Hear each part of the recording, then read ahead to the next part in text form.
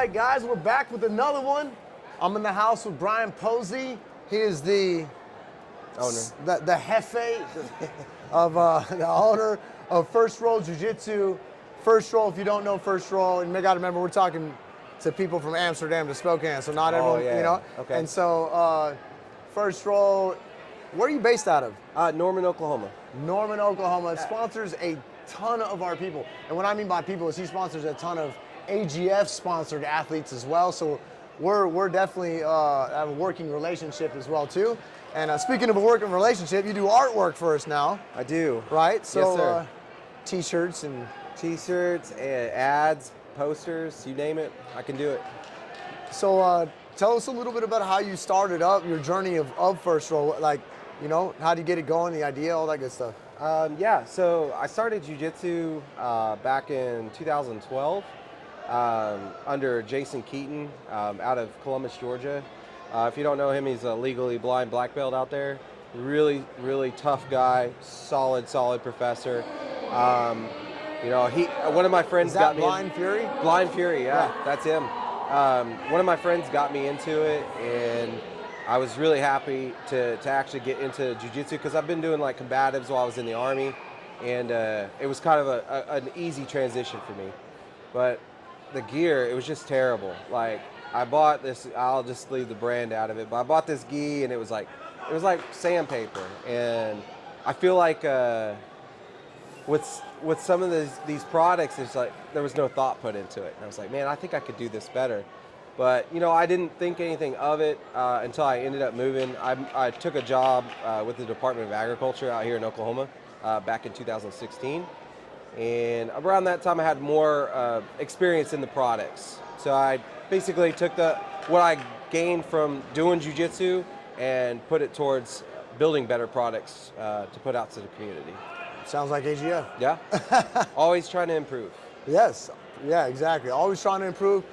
That's why I try and tell people, like, we don't just sit around and continue to do the events. Like, we're constantly trying to improve. In the military, you're ex-Army as well, too. Yep. Improve your position is, like, a constant motto. Absolutely. You know, and it's funny because Virgil, that you just talked to, Virgil is an Army Ranger, another one of the guys is, some of my employees are, helps me run a business, right? It helps me, being in the military, helped me run a business, helped me manage people, it helped me with logistics, you know, like, it doesn't matter if you're a cook or an explosives guy or a sniper or whatever the heck your job is in the military. You're around all of that stuff in some way or another, anyways. You know, so it doesn't matter if you're a fueler, like, you know, that you're around it all. You learn it all. All of us had different MOSs when we were in the military, you right? know? And so, I think that with military experience, it kind of helps. It kind of helps transcend into my business too. Just the hard work ethic that you get from being in the military. I feel like that's carried over a lot into what I do now. Yeah, me too. Company's red, white, and blue. Yes, sir. Yes, sir. I love so it. you got more into the products and started. Hey, we're gonna make First Roll and just started pushing from there. Do you offer rash guards, gis, shirts, hats? I mean, what's your niche? Yeah. So we offer a wide range of products. Right now, specifically, we do a lot of no-gi gear and a lot of accessories. We did do gis starting out, but it just became a little bit too cumbersome for the last couple of years. So we just decided to put our program on hold for the gi side. Really focus on the no-gi side. We see like there's a huge expansion in no-gi, so I feel like that's where the playing field's at right now. Plus, it's a lot more flexible. I love designing stuff, and you could do a lot more with no-gi than you can with the gi. True. Yeah, you guys got some intricate, wild design, not wild in a bad way, but I mean, you know, you got everything from hybrid leopard print to you know, just red, white, and blue. But yes, sir. So I definitely see, you know, you don't want to have hybrid leopard print on a gi necessarily. Right. You know? But you can get away with it on a rash guard. Yes, sir. Yeah. And with the no-gi stuff, I noticed a lot of people wear, like, before I started doing it, but like fanny packs and stuff, and that's making a huge comeback. If you're like an 80s or early 90s child, you know, like fanny packs were kind of a thing. Even these wild colors, like I love the wild concept colors out there. So I wanted to implement that into the stuff I do. But we're also doing a lot of accessories. We just dropped our new crossbody bags. that seem to be well received. We have fanny packs, we do backpacks, just general accessories that every practitioner would have. Yeah. And we try to like make some cool stuff that goes with it, not just some simple black stuff and just slapping a logo on it. We want it to be like, hey, that's definitely a first roll product. Oh, I got you. That's cool. That's a good way to think about it. And so, in the sponsorship realm, like we were saying, we sponsor a bunch of people. What do you look for? Do you have any criteria? Do you have so I have 32, about to be 33 sponsored athletes currently. I look for people who go the distance, are the endurance of doing jiu-jitsu. They don't just quit. They're constantly training. They're constantly trying to improve themselves. They're going to competitions every weekend. Those kind of guys, that's the ones I'm really looking for. The ones that are like really committed, that really want to make this either a professional career for some, or just do this until like, they can get to a point where they're just now going to be an instructor. But that's some of the criteria I look for is just like really hardcore go-getters mostly. Yeah. I mean, like Jet Thompson, like that kid. Yeah. I remember when I watched that kid at white belt level. We sponsor Jet too. You sponsor I him. totally understand. Yeah, he's a killer. And if you look at him and like other athletes that we sponsor, they're just on another level. And I don't know, I just had a knack for looking at kids. And we have, most of our team is comprised of kids under the age of 18. We do have adults. We do sponsor a lot of adults too. But primarily, we do a lot of kids. And I feel like that's a realm that's missed in jiu-jitsu a lot, especially with bigger brands, is they're looking for those adult athletes to sponsor and push their stuff. But there's a lot of kids out there that, man, those parents are like working 2 or 3 jobs to get those kids to tournament after tournament and practice after practice. Jiu-jitsu is expensive. It is. It's very expensive. And really, I know that I didn't come from money. And I know a lot of these families didn't come from money. If I can just take a little bit off their plate, man, I did my job. Yep, that's why we have sponsored athletes be free. Sir. Yeah, I agree with that. And then I say it's expensive, but then I disagree because I take my daughter to gymnastics and they charge me per day. I bet. You go once a day, or once during the week, it's $150. You want to go twice a week, it's $175. I'm like, what's going on here? It's $250. You want to go 3 times a week. Gymnastics and dancing and stuff, they got a different format. I'm like, jiu-jitsu, you pay once a month, but the tournaments and the scene and the uniforms, I get it. You can't have one uniform and train 5-6 days a week. You know what I mean? So, but yeah, sorry, it brought me back to gymnastics. A lot of these sports are like that, nickel and dime you. Yeah, it's a trip. And the parents they'll pay it, Yeah. We have, I wouldn't even say competitive pricing. I would say that we're fairly cheap compared to the rest of the other jiu-jitsu tournaments that are out there.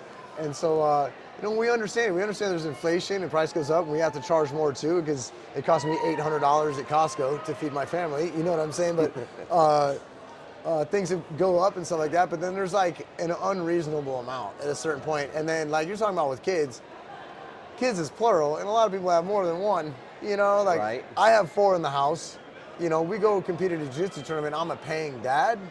Bro, you're going to try $125 a kid? That's a lot. Early register, we have a sponsorship program where they got buddy passes now, something that Chris and I don't know if you've ever talked to Chris and I about some of our perks and where we've gotten those ideas, but we look outside of our industry too. Like we're trying to save on flights.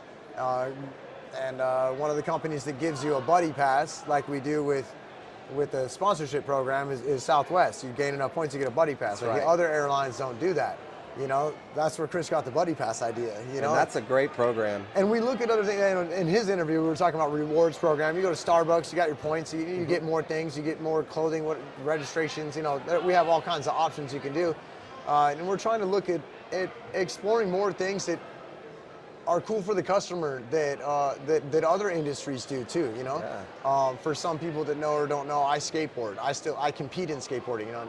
February is my next event. And That's so awesome. I compete in the bowls and stuff. And I look at how they do events. Like I'm super corny. I got bronze, and I was absolutely stoked. I had competed before and not medaled. Right. Usually the top few guys like super shred. They flew in from some other state or something, Right. and you're just like, But I got bronze. But I pay attention to how was that award ceremony? What was their award? How was it done? What was the presentation? You know, all those things I'm looking at, obviously, because I'm a tournament promoter, you know, but you can look at certain things that made me happy. And I'm like, oh, dang, I can implement that to my people and give them that extra little satisfaction and stuff too. So I've even, you know, tried to talk to people like Santa Cruz and other ones and have a joint skateboarding, because there's events or facilities where literally outside the building, touching the building, is a skate park.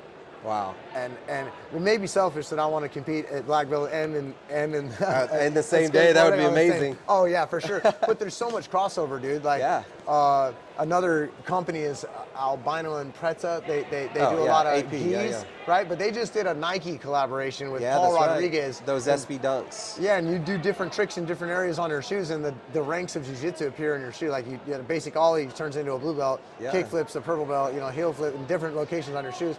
And there's a lot of like thrasher videos that came out recently with different pros that are skating. Chris Russell trains with Rotolo bro. Half the skate video was literally Majid Hage and Rotolo brothers and them training. That's right. You know, and there is a lot of crossover. My son does private lessons in skating with an Olympian named Jake Alardi. Oh wow. Jake's all about, you know, like, let's train jiu-jitsu now, you know, like, so, but he wants to get into it. There's current dudes that are on a pro level that are in it, you know what I'm saying? Like, we don't have so many pro NFL guys or pro basketball guys that are currently training. You know, you have some retirees, you know. But in skateboarding, I think because there's a lot of it that's done in the youth. Right. And there's a lot of crossover. There's way more crossover than people realize. And I didn't realize it either until I got into it. Dude, I show up to a skate competition and people sneak over and they're like, "You're Brandon Quick from AGF, right?" And I'm like, "Yeah." And they're like, "Dude, what are you doing here?" And I'm like, "I skateboard too," you know. And so looking at different things that, you know, Starbucks does, that Santa Cruz does, that different companies do, and trying to look at outside eyes and get other eyes on us as well too. It's going to benefit the companies like yourself because, and I'm just throwing out Santa Cruz. I'm just saying the name. You know, there could be Vans, it could be Edneys, you know, but Santa Cruz isn't huge into what you do. They don't make rash guards, and they, you know, they're gonna. You know, they could collaborate with someone like you that's connected to us, you know what I mean? Do so, like, stuff like that I already dream of and think of, you know, and that's just Santa Cruz, you know, like, I think that the sport needs a Powerade, a Nike, a Gator, you know, I don't want Burger King. I know I love you, I want the money, but I don't want Burger King, I don't want McDonald's, but we need something from outside the industry to help us all. Yeah. You know? And I feel like jiu-jitsu as a whole is becoming more mainstream. Yeah. I hear from people that don't train at all that they start talking about, oh, I saw this jiu-jitsu match on TV. I'm like, oh, that's crazy. You know, when I started doing this, it was like, it was really kind of like, not underground, but it wasn't like really publicized as much as it is today. And like now UFC Fight Pass has matches going on there, and it's just getting so big. The bubble's about to burst for jiu-jitsu and go really mainstream in public. Well, I mean, we're partnered with the qualifiers and team trials for USA Grappling. USA Grappling is really trying to, and it's not USA Grappling, it's United World Grappling, the head honchos that's controlling the whole governing body. They're really trying to push for the Olympics. I mean, their goal is 2028 Olympics in Los Angeles. It's in Los Angeles, so it's the mecca of jiu-jitsu. Like, that would be insane. That might change the face of jiu-jitsu, privately owned companies, everything. It may be in the school systems, it could get into colleges, there could be at the Olympic Training Center. I mean, you figure these other countries, they're already there. Yes. Like, if you go to Russia. Go to Dubai, Russia. What I'm saying, like, for the United World Wrestling, right? Oh, yeah. You go there, like, Team Russia this year is back. They've been banned because of the war in Ukraine, right?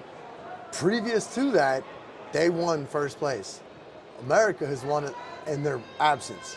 So we know that this one coming up, and it's also the World Championships next year is in Kazakhstan. Yeah. So we're gonna go, you know, enemy territory, not enemy, but you know, like rival territory, and try and go win that. But what I'm getting at is, like, if you hear Johnny Morgan, the coach of USA Grappling, he's like, dude, you got guys like on Team Russia for the wrestling team, right? They all train sambo, they wrestle, they do all this, they you know, and then, but then there's like their B team that isn't like, didn't make the pure wrestling, but they have moved over to the grappling, and they can still represent the country, and they still get paycheck and 3 hots and a cot, and they live at their what we call Olympic Training Center, and they're doing this every single day in that direction. So like and I'm just mentioning Russians, but there's like several other countries that are like this. Now that you mention that, like Dubai, like is a good one. I have a lot of friends that have gone over there as black belts and taught at their schools and stuff. It's part of their curriculum. They have like their extracurricular activities. One of them is judo and jiu-jitsu. And it's crazy to see that model in a school system. Like in the U.S., and that would be school wild. as in like educational school system, Yeah, like a public elementary, junior high, high school. Exactly, setting, yeah. And that would be crazy if that was like a sport that was a supplement into our own system. Like we have wrestling, we have basketball, we have football. It would be cool to see like jiu-jitsu in there too. I know it's really closely tied to wrestling. We get a lot of guys that do wrestle and come over. It might help some bullying. It might, yeah. It might, you know. I think it would temper a lot of people and show. It would show a lot of professionalism and respect as a youth as well. I feel like that happens a lot in wrestling already. You get that hard work, that hard drive, but there are a lot of those kids that are really super professional on it, like yes sir, no sir kind of deal. And I think that kind of carries over into jiu-jitsu, that respect, that realm of respect. And it's they're already a coached and coachable athlete. Exactly. And if you teach them at a young age like that, I feel like a lot of that bullying stuff can get curbed as well. Yeah. Putting kids in that would be great. There's a few things, like Orlando, one of our event directors, he's competing today, but he ran it yesterday. Orlando, yeah. You know, I think he's got a little bit of a gig in Miami. He's from Miami, where they teach in a school for a couple days a week. That's what he was saying. That's some sporadic stories you hear about. It's definitely not like full school mainstream system in the wrestling, you know, that kind of stuff. But yeah, man. So I'm excited for the future. Awesome. Like I haven't got to work with you as much as Chris, but it's good to get to know you, sit down, talk to you. Great. We've been doing a lot of stuff, obviously online, having to deal with work and all that stuff. But yeah, shout out to him, because if you guys like the shirts and the artwork, we've been doing a lot of stuff with him lately. So that's him. We've had Dave Turton for a decade, you know, and he's just overwhelmed with a lot of stuff and has other jobs outside of the industry, and you are 100% jiu-jitsu, so it was a great fit. And you have a similar style, dark, thicker, I don't know how to say it in the artistic sense, but a bolder, more, it's there. You know, it's not like, we don't do subtle. yes, there you go, yeah. And so love this stuff. It works for our company. It's great to come here. I didn't know you were a vet before yesterday, you know, it's like, so I love how it all lines up as well too, man. Wish you best of luck with First Roll. Thank you. Shout out any IG website, all that stuff you want to, or any info. firstrollgear.com is our website. Instagram and Facebook, you can just find us at First Roll Gear. Give us a shout out, tag us. If you wear our stuff, we'd love to hear from you. Like I said, we're always innovating, always trying to push it. We're trying to bring it big for 2024. We got a lot going on. We're trying to expand big time. So and pay attention to those sponsored kids. You know, they're on pictures and all that kind of stuff. And that, you know, he's got really good sponsored kids. So it's not just like he was saying, you know, anybody. It's not just the kids anybody. that he is sponsoring are it's phenomenal. rigorous. We also sponsor them. You know, like not all of them, but there's many that there's a crossover with the AGF and Absolutely. them. And yeah, man, best of luck. Yeah, thank you very much. Yep, kick butt. We got to get back down there. I got to be down there, and he's got to get back to his booth. I got to get back to the booth. He's at the majority of the AGFs around our central location as well, too. So, hell yeah. Thank you, sir.